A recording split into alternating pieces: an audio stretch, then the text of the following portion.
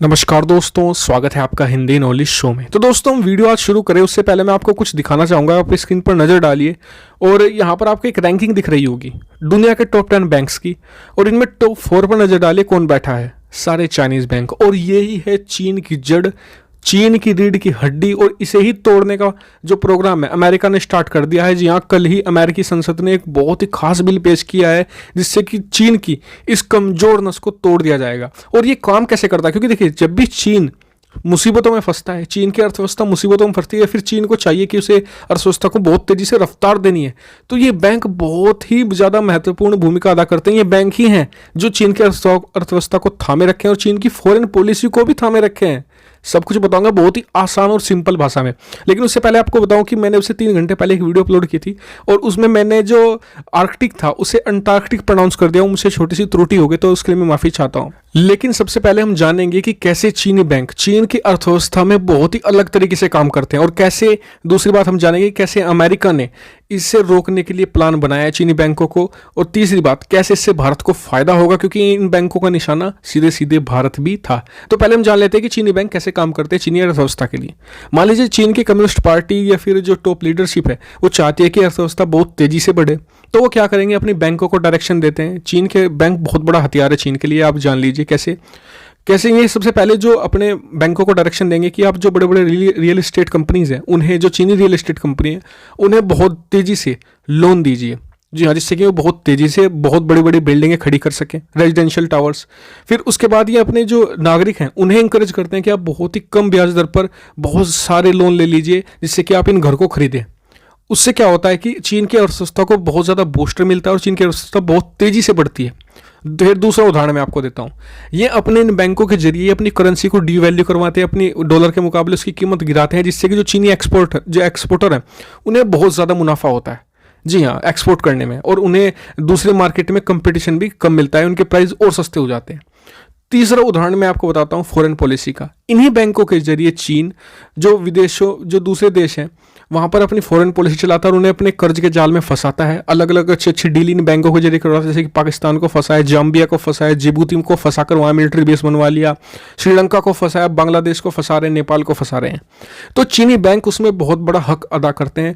और जो मैंने आपको ये अर्थव्यवस्था का, जो घरेलू अर्थव्यवस्था का मैंने आपको रियल एस्टेट का उदाहरण दिया, एक बहुत छोटा सा उदाहरण है। इसके अलावा भी बहुत सारी चीज़ें ये बैंक करते हैं। यानी कि जब भी अगर कोरोना वायरस जैसे कि खत्म होगा, तो आप देखिएगा कि चीन अपने बैंकों का ही इस्तेमाल कर अपनी अर्थव्यवस्था को फिर से बहुत स्पीड से ले आगे ले जाएगा, क्योंकि चीनी बैंक बहुत ही अलग तरीके से चीन के लिए काम करते हैं। ऐसा नहीं जैसे कि अमेरिकी बैंक करते हैं, भारतीय बैंक करते हैं, नहीं, क्योंकि ये लोकतांत्रिक सिस्टम में रहते हैं, वो कम्युनिज्म सिस्टम है, वहाँ सरकार के कंट्रोल में सब कुछ होता है।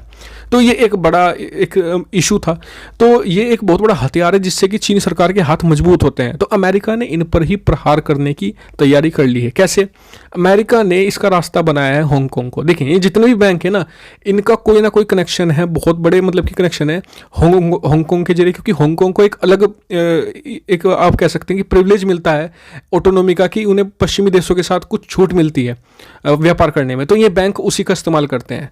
तो अब अमेरिका ने क्या कहा है, अमेरिका ने एक बिल पास किया है कल, हांगकांग ऑटोनॉमी बिल।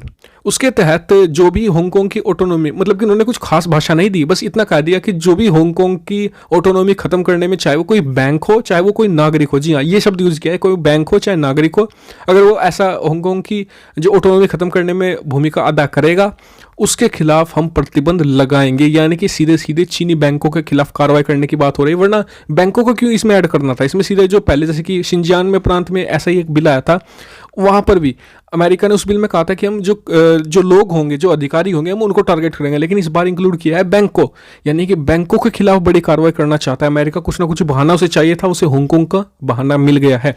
क्योंकि इससे ना सिर्फ अगर चीनी बैंक कमज़ोर होंगे, जैसे कि मैंने आपको रैंकिंग शुरू में दिखाई थी, तो 4 बैंक दुनिया के चाइनीज़ बैंक हैं, जो बहुत बड़ा खतरा है दुनिया भर के लिए, दुनिया भर के फाइनेंशियल सिस्टम के लिए भी। अमेरिका इन्हीं सिस्टम को गिराना चाहता है, और इसमें भारत का भी फायदा है। कैसे? इन बैंकों ने भारतीय बैंकों को भी कैप्चर करने की कोशिश की है। जैसे कि अभी उदाहरण के लिए 1% स्टेक इन्होंने खरीद लिया था चुपके से HDFC भारतीय बैंक में, एक चीनी बैंक नहीं। लेकिन फिर भारत ने खैर प्रतिबंध लगा दिया चीनी इन्वेस्टमेंट पर, वरना ये तो खरीद चुके होते, भारत को पता भी ना चलता।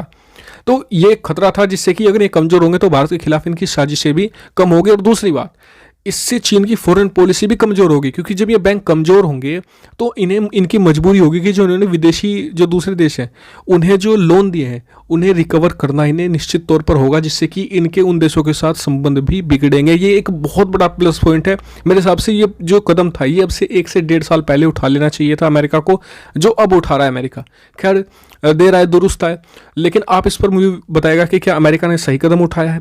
और साथ ही चैनल को सब्सक्राइब करना मत भूलिएगा। आपको बता दूं कि कल अगर आप चाहेंगे तो मैं आपके लिए 5 फिंगर पॉलिसी भी एक्सप्लेन कर दूंगा। कमेंट करके मुझे बता देना तो मैं कल ही वीडियो बनाकर आपको दे दूंगा। Thank you for watching video. Keep subscribe, keep share, keep support.